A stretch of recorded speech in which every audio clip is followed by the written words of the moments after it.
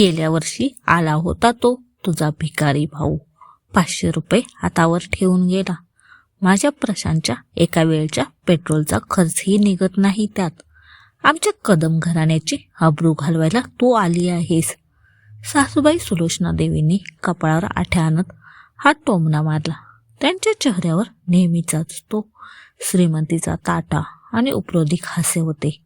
त्या पुढे म्हणाल्या, भिकाऱ्याच्या घरची अवदसा आहेस तू. तुझ्या भावाची लायकी साधी ओवाळणी घालायची पण नाही आणि तू आमच्या खानदानी घरात सुखाने राहायची स्वप्न बघतेस. यावेळी जर त्याने काही धड आणले नसेल तर त्याला उंबऱ्याच्या आत पाऊलही टाकू देणार नाही मी. लक्षात ठेव. श्रावणाच्या रिमझिम पावसाच्या वातावरणात सुलोचना देवींचे हे विषारी शब्द सुमेधाच्या काळजाला थेट आरपार छेदून गेले. आज रक्षाबंधन. लग्न होऊन सासरे आल्यानंतरचा तिचा दुसऱ्यांदा रक्षाबंधनाचा सण होता. स्वयंपाकघरात उभ्या असलेल्या सुमेधाच्या हातातल्या पिठाचा उंडा तसाच राहिला. डोळ्यातून अश्रू गळागळा वाहू लागले. तिने ओठ घट्ट दाबून स्वतःला सावरली आणि अत्यंत शांत पण बाणेदार आवाजात म्हणाली, आई, माझा भाऊ गरीब असेल पण त्याचे मन खूप मोठे आहे. बहिणीवरचे त्याचे प्रेम पैशात तोलू नका. प्रेमाने पोट भरत नाही पोरी, लायकी लागते लायकी, असे म्हणून सुलोचना देवी तिथून ताडताड निघून गेल्या. दुपारचे 12 वाजले होते. सुमेधाचे पती प्रशांत हॉलमध्ये सोफ्यावर बसून टीव्ही पाहत होते. प्रशांत तसा वाईट नव्हता पण आईच्या शब्दांपुढे त्याची बोलण्याची हिंमत होत नसे. तितक्यात दारावरची बेल वाजली. सुमेधाने धावत जाऊन दार उघडले. समोर तिचा लहान भाऊ राहुल उभा होता. पण आजचा राहुल वेगळा दिसत होता. गेल्या वर्षीसारखा तो साधा खादीचा कुर्ता घालून एसटी बसने आला नव्हता. आज त्याच्या अंगावर एक ब्रँडेड निळा कुर्ता होता. डोळ्यांवर महागडा चष्मा होता आणि त्याच्या चेहऱ्यावर एक वेगळाच आत्मविश्वास झळकत होता. सुमेधाने त्याला आत घेतले.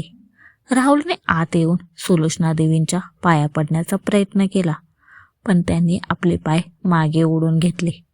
अरे वा राहुलराव, यावर्षी कपडे जरा बरे घातले पण पाकिट किती गरम आहे ते बघूया. मागच्या वेळेसारखी 500ची नोट काढणार असाल तर आधीच सांगते, आमच्याकडे सुट्टे पैसे घ्यायला वेळ नाही. सुलोचना देवींनी पुन्हा एकदा टोमणा मारला. राहुल अजिबात चिडला नाही. तो शांतपणे हसला आणि म्हणाला, काकू, मागच्या वर्षी माझी परिस्थिती बेताची होती, हे खरं आहे. माझे IT स्टार्टअप नुकतेच सुरू झाले होते पण या एका वर्षात बरेच काही बदलले आहे. माझ्या कंपनीला अमेरिकेच्या एका मोठ्या फर्मकडून फंड मिळाला आहे. हे ऐकून प्रशांतने चमकून राहुलकडे पाहिले. काय राहुल, तुझे ते कोडिंगचे काम यशस्वी झाले? हो भाऊजी, आणि आज मी माझ्या ताईला काहीतरी विशेष द्यायला आलो आहे, राहुल म्हणाला. सुमेधाने राहुलला पाटावर बसवली. त्याच्या कपाळावर कुंकवाचा टिळा लावला, राखी बांधली आणि अत्यंत प्रेमाने त्याला ओवाळले. राहुलने सुमेधाच्या डोळ्यातले सुकलेले अश्रू पाहिले होते. ओवाळणे संपताच राहुलने आपल्या बॅगेतून एक मोठी फाईल आणि सोन्याचे एक सुंदर बिस्किट काढले. त्याने ते सुमेधाच्या हातात ठेवले. ते पाहून सुलोचना देवींचे डोळे पांढरे झाले. हे काय आहे? त्याने विचारले. राहुलने अत्यंत गर्वाने आणि शांतपणे कदम कुटुंबाकडे पाहिले आणि म्हणाला, काकू, तुम्ही म्हणाल्यात ना की माझ्या बहिणीची तुमच्या खानदानी घरात सुखाने राहायची स्वप्न बघायची लायकी नाही. तर हे बघा, हे पुण्यातल्या एका पॉश सोसायटीमधील 3 BHK फ्लॅटची कागदपत्रे आहेत. हा फ्लॅट मी पूर्णपणे पैसे भरून माझ्या ताईच्या सुमेधाच्या नावावर घेतला आहे. प्रशांत आणि सुलोचना देवी दोघेही धक्का बसून जागेवर उभे राहिले. राहुल एवढ्यावरच थांबला नाही. तो पुढे म्हणाला, आणि नुसता फ्लॅट नाही, माझ्या नॅशव्हिल टेक या IT कंपनीचे 25% शेअर्स मी कायदेशीररित्या सुमेधाच्या नावे केले आहेत. आजच्या घडीला तिची स्वतःची संपत्ती तुमच्या या खानदानी घरापेक्षा दुप्पट आहे. सुलोचना देवींच्या पायाखालची जमीनच सरकली. ज्या सुनेला त्या दिवसरात्र भिकाऱ्याची बहीण म्हणून हिनवत होत्या ती आता कोट्याधीश झाली होती. प्रशांतलाही आपल्या शांत राहण्याची लाज वाटू लागली. तो राहुल जवळ आला आणि म्हणाला, राहुल, मला माफ कर, मी कधी सुमेधाची बाजू घेऊ शकलो नाही. राहुलने प्रशांतच्या खांद्यावर हात ठेवला. भाऊजी, मी हे तुम्हाला दाखवण्यासाठी नाही, तर माझ्या ताईचा स्वाभिमान परत मिळवून देण्यासाठी केले आहे. ताई या घरात सुखाने राहायचे स्वप्न बघत नाही, तर ती जिथे राहील तिथे सुख स्वतः चालून येईल. एवढी लायकी आता तिची स्वतःची आहे. सुमेधाच्या डोळ्यातून आता स्वाभिमानाचे आणि आनंदाचे अश्रू वाहत होते. सासूबाई सुलोचना देवी मान खाली घालून गप्प उभ्या होत्या. त्यांच्या अहंकाराचा पार चक्काचूर झाला होता. राहुल निघून गेला, पण हॉलमध्ये पसरलेली शांतता कमालीची सुन्न करणारी होती. भिंतीवरच्या घड्याळाचा टिकटिक असा आवाजही आता सुलोचना देवींच्या छातीत धडधड वाढवत होता. सोफ्यावर पडलेली ती पुण्याच्या फ्लॅटची कागदपत्रे आणि सोन्याचे बिस्किट कदम घराण्याच्या खोट्या श्रीमंतीला जणू चपराक मारत होते. सुलोचना देवींचा चेहरा पांढरा फटफटीत पडला होता. ज्या सुनेला त्यांनी काही वेळापूर्वी भिकाऱ्याची अवदसा म्हटले होते, ती आता त्यांच्यापेक्षा कितीतरी पटीने श्रीमंत झाली होती. त्या काही बोलणार तितक्यात प्रशांत सोप्यावरून उठला. त्याचा चेहरा पश्चातापाने लाल झाला होता. आई, प्रशांतचा आवाज थरथरत होता. आज मला तुझी आणि स्वतःचीही लाज वाटते. राहुलने आज आपल्याला पैशाने नाही, तर त्याच्या लायकीने आणि संस्कारांनी हरवले आहे. आपण सुमेधाचा फक्त अपमान नाही केला, तर एका खऱ्या सोन्यासारख्या माणसाला हिणवले. सुलोचना देवीने काहीतरी बोलण्यासाठी ओठ उघडले, पण त्यांच्या गळ्यातून शब्दच फुटेना. त्यांनी हळूच सुमेधाकडे पाहिले. सुमेधा शांतपणे देवापुढची समयी नीट करत होती. तिच्या चेहऱ्यावर आता रडण्याचा कोणताही भाव नव्हता. तिथे फक्त एक दृढ शांतता होती. संध्याकाळ झाली. प्रशांत सुमेधाच्या खोलीत गेला. सुमेधा तिची साडी कपाटात नीट लावून ठेवत होती. सुमेधा प्रशांतने मागून हाक मारली. सुमेधाने मागे वळून पाहिली. प्रशांतने तिचा हात हातात घेतला. मला माफ कर सुमेधा, मी आईला कधी थांबवू शकलो नाही, पण आज राहुलने माझे डोळे उघडले. हा फ्लॅट, हे शेअर्स, तू खरंच खूप मोठी झालीस. आता तरी तू खुश आहेस ना? सुमेधाने हळूच आपला हात प्रशांतच्या हातातून काढून घेतला. ती शांतपणे म्हणाली, प्रशांत, राहुलने मला हे पैसे किंवा फ्लॅट श्रीमंती मिरवण्यासाठी दिले नाहीत. त्याने मला माझा हरवलेला स्वाभिमान परत दिला आहे. गेल्या वर्षी जेव्हा तो आला होता, तेव्हा त्याच्या खिशात फक्त 500 रुपये होते, पण त्याच्या मनात बहिणीसाठी अथांग प्रेम होते. आणि तुम्ही लोकांनी काय केले? त्याच्या त्या प्रेमाची किंमत पेट्रोलच्या पैशात केली. माझं चुकलं सुमेधा. प्रशांत खाली मान घालून म्हणाला. चूक एकाची नव्हती प्रशांत. आई टोमणे मारत होत्या आणि तुम्ही गप्प होता.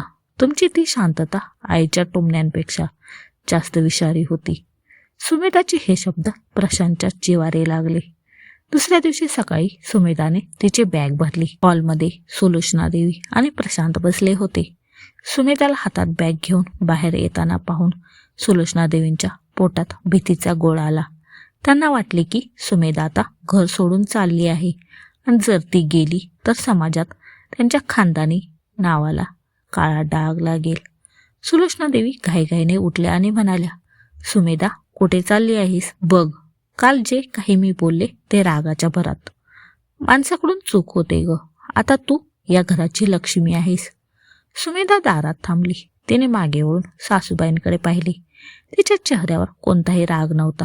आई, लक्ष्मी मी कालही होते, जेव्हा माझा भाऊ गरीब होता, पण कालपर्यंत मी तुमच्यासाठी अवदसा होते आणि आज माझ्याकडे फ्लॅट आणि शेअर्स आले तर मी लक्ष्मी झाले.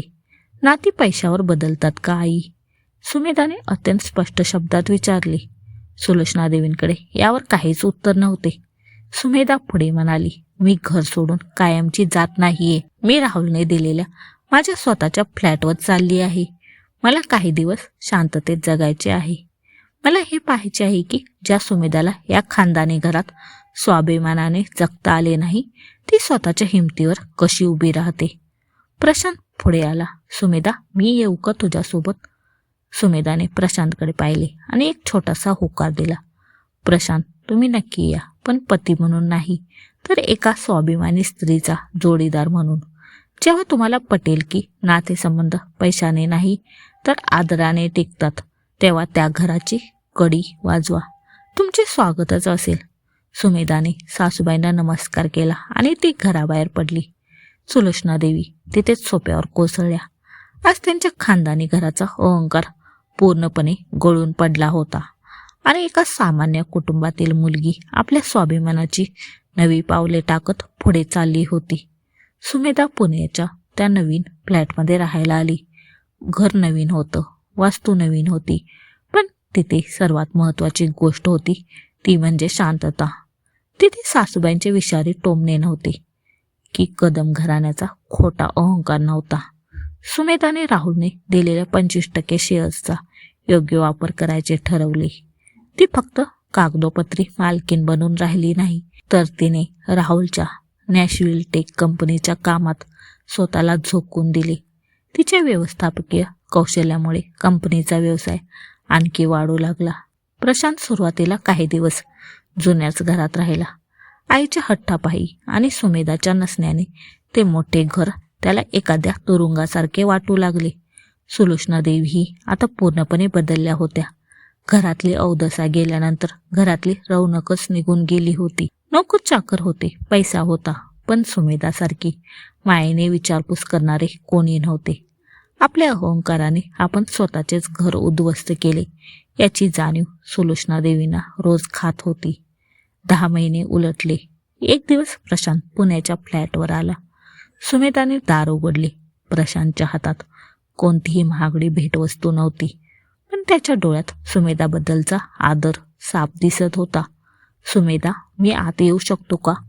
प्रशांतने अगदी नम्रपणे विचारले. सुमेधाने हसून त्याला आत घेतले. प्रशांतने घराची पाहणी केली. घर सुमेधाने खूप सुंदर सजवले होते. प्रशांत सोफ्यावर बसला आणि म्हणाला, सुमेधा, या 10 महिन्यात मला कळले की माणसाची ओळख त्याच्या पैशाने नाही तर त्याच्या स्वाभिमानाने आणि गुणांनी होते. मी आयटी क्षेत्रातील एका दुसऱ्या कंपनीत नोकरी बदलली आहे. आता मी आईच्या पैशावर किंवा कदम घराण्याच्या नावावर अवलंबून नाही. मी स्वतःच्या हिमतीवर कमावतोय. सुमेधाच्या चेहऱ्यावर एक समाधानाचा भाव आला.